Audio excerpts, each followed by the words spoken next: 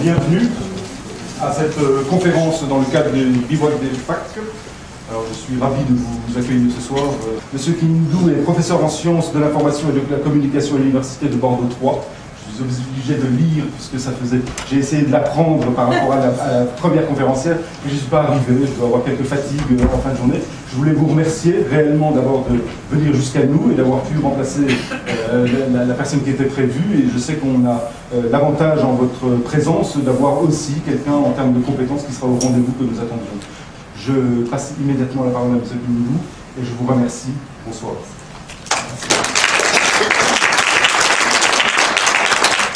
Je remercie les organisateurs de cette manifestation de m'avoir confié à partager avec vous ces interrogations.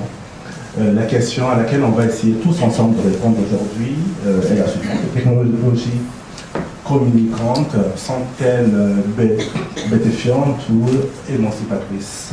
Voilà, donc dans un premier temps, je vais essayer de présenter ma pensée. Ensuite, on essaiera de dialoguer, de partager ensemble et d'essayer de trouver les solutions. Alors, dans ce cadre, mon intervention va tourner autour de 3 points. Dans un premier temps, je vais vous parler de ce processus qui va de ce qu'on appelait la société de l'information à la société du savoir, voire la société des savoirs partagés. Ensuite, j'énumérerai un certain nombre de possibilités techniques qui permettent de penser que les technologies de l'information et de la communication, les technologies communicantes, ne sont pas bénéfiantes, mais au contraire qu'elles sont émancipatrices. Et je terminerai par vous donner quelques exemples d'expression de la bêtise humaine à travers les technologies de l'information et de la communication, ce qui nous permettra par la suite de pouvoir conclure, de tirer un certain nombre de solutions par rapport à ce questionnement. Alors, en guise d'introduction, je dirais que depuis toujours, l'homme a toujours eu besoin d'informations dans la mesure où il a toujours été confronté à la complexité de la nature. Cette complexité de la nature a fait que, pour survivre, l'homme a eu besoin d'avoir des techniques à utiliser, d'avoir un certain nombre d'informations sur son environnement, de capitaliser ces informations et de les transmettre à sa descendance et à son entourage. Cette transmission a pris plusieurs canaux. Il y a eu une oralité. Les informations ont été diffusées par le canal oral à travers ce qu'on connaît, les proverbes, les contes. Il y a eu aussi un certain nombre de signaux tels que les fumées qui ont été utilisées dans certaines contrées. Ensuite, on a eu l'iconographie, les textes écrits, les petits médias qu'on appelle également les médias légers, c'est-à-dire tout ce qui est photographie, tout ce qui est boîte à images, tout ce qui est flannelographe, tout ce qui est vidéo communautaire.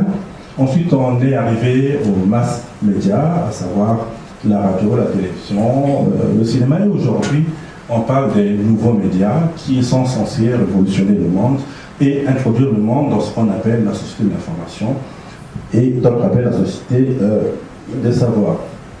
Alors, c'est quoi cette société de l'information? Cette société de l'information est une évolution de notre société. Au départ, on était dans une société agraire, dans la mesure où la plupart des gens travaillaient dans des cultures agricoles. Ensuite, cette société a évolué, on est passé à ce qu'on appelle la société industrielle avec la découverte de la machine à vapeur. Nous sommes ensuite passés à ce qu'on appelle la société tertiaire, et la société de l'information, c'est une transformation de ce qu'on a appelé la société tertiaire. Alors, cette société de l'information est appelée également société de la communication, c'est comme ça que Norbert Wiener l'a appelée dès les années 48. Il y a également l'utilisation de l'expression société de l'information, qui ensuite a été remplacée par société de la connaissance, et aujourd'hui l'UNESCO préfère parler de société des savoirs, dans la mesure où, en utilisant l'expression société des savoirs, on dépasse un petit peu l'aspect technologique pour mettre au centre l'homme qui utilise les savoirs qui sont diffusés.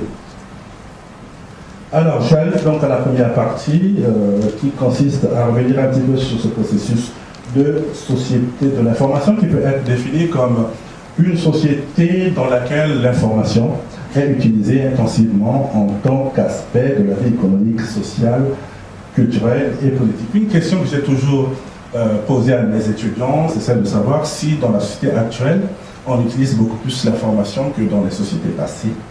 Est-ce que dans les sociétés actuelles, on est mieux informé que dans les sociétés passées? Je pense que l'expression société de l'information qui est utilisée, c'est aussi un abus de langage parce qu'il s'agit davantage de sociétés technologiques que de sociétés de l'information, dans la mesure où ce n'est pas parce qu'on a Internet, qu'on a les nouvelles technologies de l'information et de la communication, qu'on est forcément mieux informé que les autres. Alors, les caractéristiques de cette société de l'information sont nombreuses. On considère que les distances entre utilisateurs de l'Internet sont réduites, que l'information y est utilisée comme une ressource économique et que l'information y est un des principaux secteurs économiques. En ce qui concerne la distance, il y a un certain nombre de travaux qui ont été menés, notamment les travaux de Stanley et Milgram sur ce qu'on appelle le phénomène du petit monde, qui nous disent qu'aujourd'hui, 6 intermédiaires suffisent pour passer d'un point du monde, d'un point du globe, à l'autre extrémité du globe. Donc sur Internet, il suffit de 6 contacts pour essayer d'aller d'un point le plus éloigné à l'autre point le plus éloigné. Ça signifie que les informations circulent très rapidement, comme si le monde se rétrécissait. On est en tout cas dans ce que le Canadien Marshall McLuhan a appelé le village global, le petit village où tout le monde est au courant de tout, tout le monde sait ce que les autres disent. Et cette promiscuité a également un certain nombre d'effets dans la rapidité par laquelle circulent les virus et autres logiciels maléfiques. Une autre caractéristique de cette société de l'information, c'est que l'information est devenue le secteur le plus rentable. Les hommes les plus riches du monde actuellement sont ceux qui travaillent dans le domaine de l'information. On peut penser à Bill Gates, mais on peut penser aussi au jeune homme qui est le créateur de Facebook. On peut penser au propriétaire de la compagnie Cisco, 80% des routeurs qui permettent de faire de transférer l'information. On peut penser également à ces jeunes étudiants qui, depuis leur campus, ont créé le moteur de recherche Yahoo. Donc, l'information devient dans notre société une source de richesse et on parle de plus en plus de ce qu'on appelle l'économie de l'immatériel qui a ses règles propres. Alors, la société tout entière a pris conscience du rôle de l'information, l'importance des technologies dans la transmission de l'information. Et un certain nombre d'organisations non gouvernementales, un certain nombre de chercheurs ont essayé de voir de plus près ce que c'est que cette société de l'information, comment est-ce qu'on peut l'utiliser pour la mettre au service de tous. Et cette réflexion a eu lieu au sommet mondial sur la société de l'information, qui a eu lieu en 2003 à Genève, où ont été réunies 12 000 personnes, et en 2005 à Tunis, où il y avait à peu près 20 000 personnes qui ont discuté sur les effets des technologies de l'information et de la communication et sur ce qu'on pouvait faire de cette technologie de l'information et de la communication afin que ça soit utile à l'humanité tout entière. Cette réunion a été appuyée par un certain nombre d'hommes politiques qui pensaient que les technologies de l'information et de la communication pouvaient aider le monde à se porter mieux. Pour Al Gore, le vice-président américain, les technologies de l'information et de la communication ouvrent les esprits.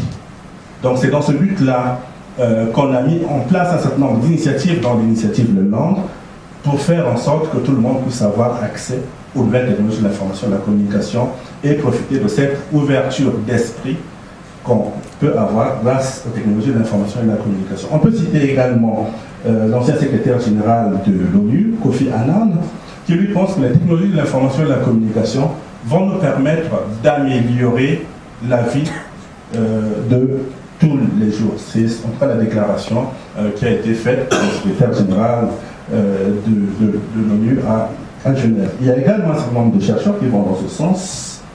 Je peux citer ici Pierre Lévy, qui pense que les technologies de l'information et de la communication sont une base d'un mouvement d'unification intellectuelle. Donc on est dans une certaine idéologie, une certaine croyance que les anglo-saxons appellent le leapfrogging, c'est-à-dire saut de grenouille. On pense que grâce aux technologies de l'information et de la communication, on va pouvoir sauter les étapes, on va devenir plus intelligent, on va pouvoir gagner du temps, on va pouvoir se développer économiquement, on va pouvoir être mieux éduqué, on va améliorer sa santé, on va pouvoir mieux s'exprimer, on va promouvoir la diversité culturelle et on va pouvoir donner l'accès à tous à l'information. Donc ce sont de vrais espoirs d'émancipation qui sont exprimés au sein du sommet mondial sur la société de l'information, mais un petit peu partout aussi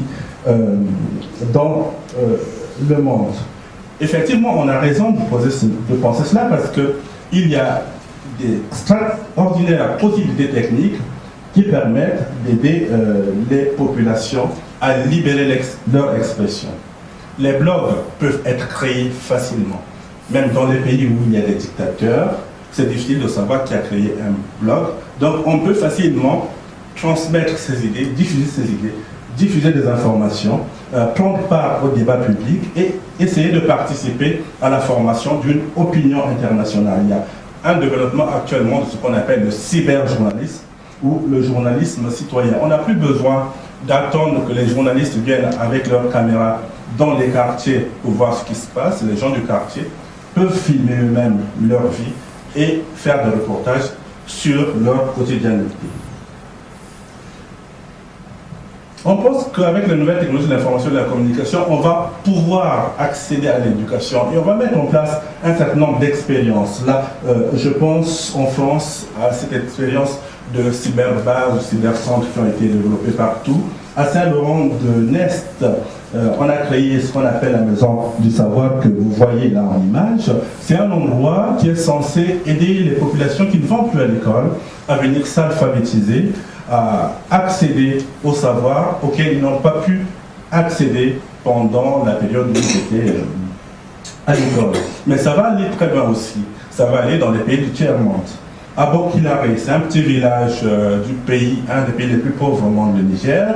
On va créer ce qu'on appelle un centre multimédia communautaire qui est spécial parce qu'il va utiliser l'énergie solaire. Donc pas de problème d'électricité.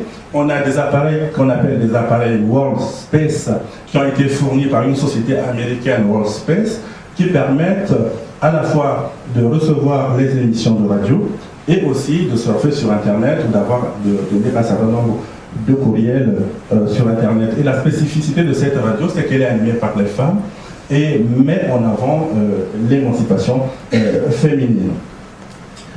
Cisco, le principal fabricant de routeurs, va mettre en place dans différents pays, en tout cas dans 156 pays, des académies Cisco, c'est-à-dire des écoles où on va former gratuitement la population à utiliser le matériel Cisco, en tout cas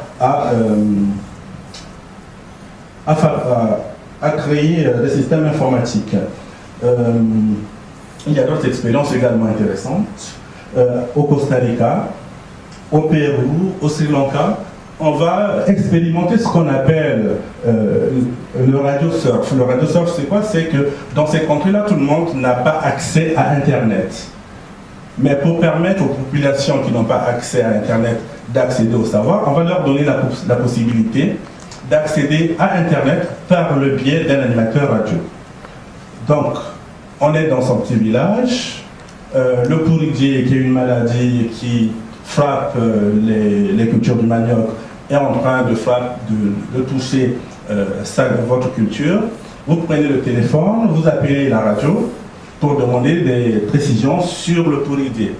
L'animateur de radio va sur Internet, cherche toutes les informations nécessaires et les diffuse par la radio. Donc, on accède à Internet en passant par la radio. On accède au savoir qui est sur Internet, ce qui permet à tout le monde de profiter de cette nouvelle intelligence. On va aussi créer des produits adaptés pour essayer de faire en sorte que tout le monde puisse en profiter. Et parmi ces produits, il y a ce qu'on appelait l'ordinateur à $100. Cet ordinateur, c'est un ordinateur qui a été créé par le MIT, laboratoire qui est dirigé par un Américain qu'on appelle Nicolas Negroponte. C'est un ordinateur assez spécial parce qu'il ne coûte pas cher, 100 $, mais aussi parce que c'est un ordinateur qui peut fonctionner en noir et blanc ou en couleur pour essayer d'économiser l'énergie. C'est un ordinateur qui peut fonctionner avec une manivelle quand on n'a pas d'électricité. C'est un ordinateur qui peut fonctionner avec l'énergie, avec un panneau solaire quand on n'a pas d'électricité. Et plus rigolo encore, c'est un ordinateur qui fonctionne avec un tapis qu'on peut connecter sur l'ordinateur. Les petits enfants vont sauter pendant 30 minutes sur le tapis, produire de l'énergie, et après avoir fait un effort physique, on peut surfer pendant 30 minutes. Donc, expérience intéressante. D'autres expériences également intéressantes. En Inde, on a créé ce qu'on appelle le Simputer, c'est-à-dire le Simple Computer, l'ordinateur des pauvres, qui permet aux personnes analphabètes de surfer sur Internet, en tout cas d'envoyer des messages, parce qu'il y a possibilité d'envoyer des messages audio, ou aux personnes malvoyantes d'utiliser Internet, parce qu'il y a des dispositifs qui permettent cela. Donc on a une multiplicité d'utilisation qui permettent aux gens de s'émanciper.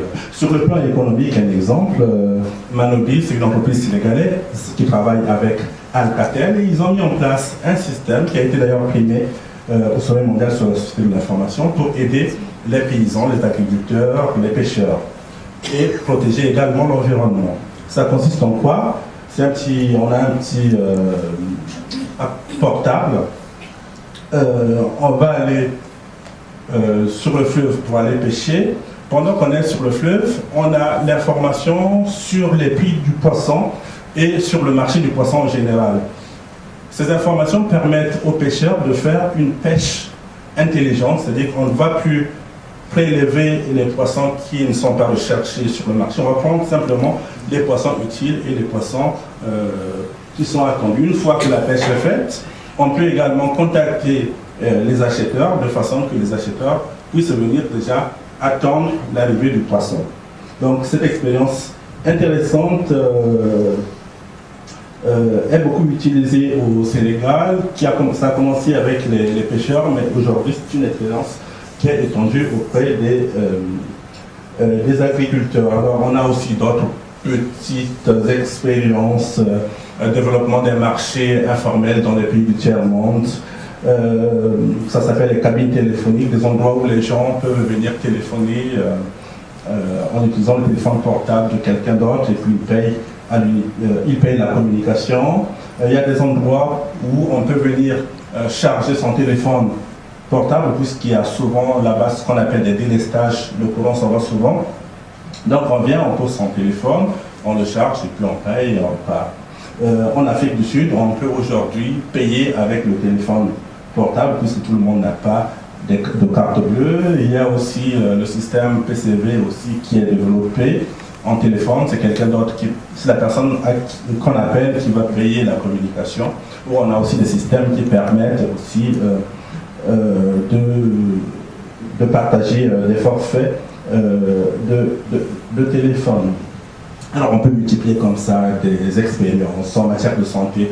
Opération Lindbergh, une opération extraordinaire dont on a beaucoup parlé dans les médias.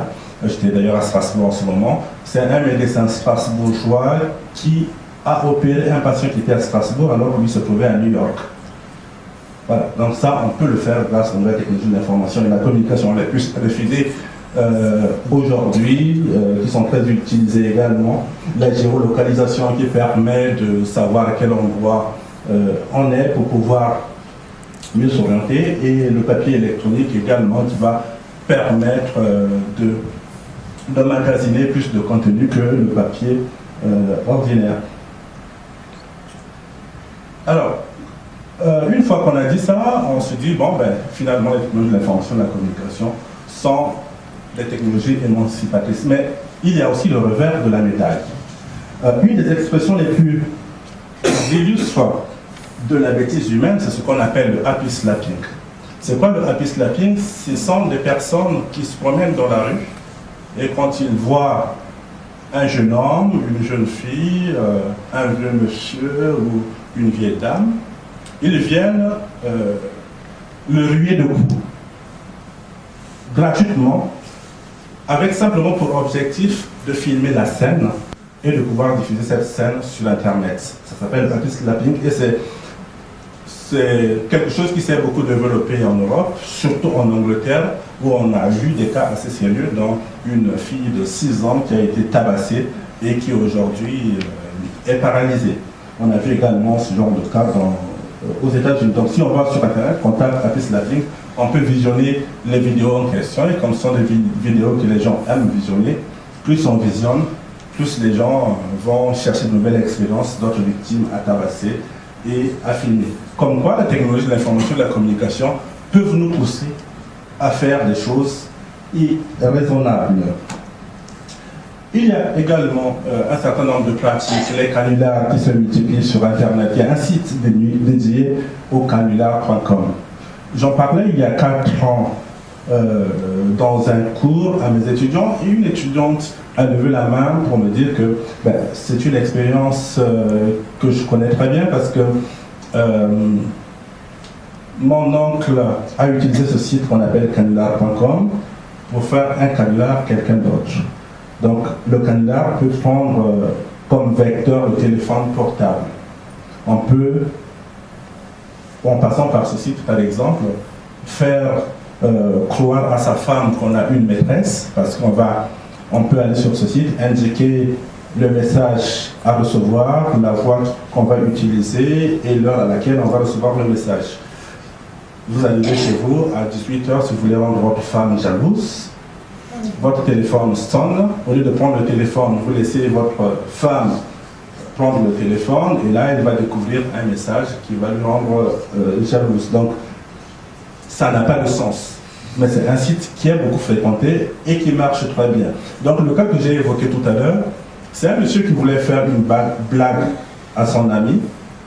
Et il a envoyé un message disant que, comme il avait beaucoup de dettes, donc les huissiers allaient venir faire une saisie chez lui. Alors, il se trouve que le monsieur qui recevait le message avait effectivement des dettes. Il avait effectivement peur des huissiers. Quand il a eu le message sur son téléphone portable, il a paniqué, il s'est jeté du 8e étage. Voilà, là aussi c'est la bêtise. Et on peut continuer comme ça. Alors, ça, c'est pas très dangereux. Il y a quelques années, ça c'est le site de Free qui a été hacké par un certain nombre de personnes et la page d'accueil a été modifiée. Ils ont marqué Joyeux Noël Free. C'est assez sympa, c'est amusant, mais ça peut aller plus loin. On a vu par exemple le site du ministère de la Justice, le site de l'US Air Force, où la page principale, par exemple, a été remplacée par des images à caractère pornographique. On a également, j'ai mis la même information 2 fois. Il y a aussi le site du ministère de la Justice des États-Unis d'Amérique, où la page d'accueil a été remplacée par des signes nazis. Alors, sachez que quand les hackers viennent sur votre site internet, ils doivent casser votre mot de passe pour pouvoir accéder à la modification de contenu. Une fois qu'ils ont cassé votre mot de passe, ils modifient le contenu et ils remplacent votre mot de passe par le leur. Donc, du coup, vous n'avez plus accès à votre propre site internet. Et là, pour le ministère de la Justice, il a fallu attendre près de 48 heures pour que les techniciens arrivent à casser le nouveau mot de passe et à enlever les symboles nazis qui traînaient sur le site du ministère. On a aussi les technologies de l'information et de la communication qui facilitent des addictions, notamment auprès des jeunes qui s'adonnent à des jeux sur Internet. Ça se voit surtout au Japon où il y a des jeunes qui ne veulent même plus sortir de leur chambre pour manger. Il faut qu'on leur apporte de la nourriture dans la chambre parce qu'ils sont en train de jouer à chaque fois, à tout moment, sur des jeux qui sont disponibles sur Internet. Quand on fait un certain nombre de recherches, on se rend compte que les usages qu'on a d'Internet ne sont pas des usages à visée intellectuelle. Les gens vont surtout sur Internet pour s'amuser, pour voir des images pornographiques ou pour chatter. Les jeunes peuvent rester 4 à 5 heures devant leur écran à discuter Mais après, si vous allez sur leur fichier, que vous essayez de regarder les messages qu'ils se sont échangés, vous vous rendez compte qu'il n'y a pas du tout d'information et que c'est juste de la présence, c'est du temps passé pour rien faire. La technologie, donc, nous rend dépendants. La technologie nous met en situation de ce que Paul Virilio appelle la démocratie, c'est-à-dire qu'on est soumis à la dictature de la vitesse. On n'est plus libre dans ce cas-là. Les technologies de l'information et de la communication nous rendent malades. Parmi ces maladies, il y a cette maladie que Francis Jaurès-Guibéry appelle la maladie du branché. Si aujourd'hui vous avez un téléphone portable avec une même sonnerie, vous allez voir que dès qu'un téléphone sonne, tout le monde va se précipiter pour prendre son téléphone. C'est comme si on était malade. On ne peut pas s'en empêcher. Voilà, ça aussi, ça fait partie de ce qu'on pourrait qualifier comme bêtise. Donc cette société de l'information, en fait, est une société de l'information, mais aussi une société de la surveillance généralisée. L'information est utilisée pour espionner les autres. On connaît un certain nombre d'exemples. Il y a eu aux États-Unis d'Amérique ce qu'on appelait l'opération Minari, qui ne disposait pas des moyens qu'on a aujourd'hui, mais qui a permis d'espionner un certain nombre d'intellectuels comme Martin Luther King.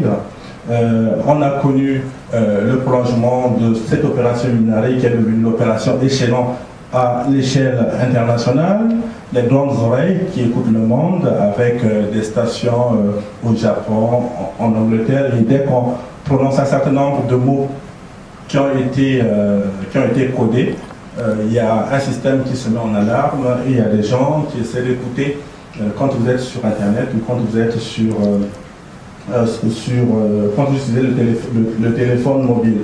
Malheureusement, ce sont des écoutes qui sont utilisées également pour nuire aux gens, pas simplement pour protéger le monde ou pour lutter contre le terrorisme. Ce sont également des écoutes qui sont utilisées pour des opérations qui sont illégales. Je sais par exemple que Thomson a raté un bon contrat avec l'État brésilien, tout simplement parce que le système Échelon avait intercepté les conversations entre les responsables de Thomson et les responsables de l'État brésilien. On sait également que les membres de la Commission européenne ont été longtemps espionnés par le système, notamment le système Échelon, quand ils étaient en train de réfléchir sur les questions liées à la marchandisation de la connaissance. On peut citer en France la question des écoutes de l'Élysée, qui sont également une manifestation de la bêtise humaine. Voilà, donc je vais m'arrêter là. Je pense que pour terminer, on ne peut pas dire que les technologies de l'information ou les technologies communicantes soient bêtifiantes. On ne peut pas dire que les technologies soient émancipatrices. C'est l'homme qui, par nature, est bête. C'est l'homme qui, par nature, est émancipé. La technologie, c'est comme la langue des autres.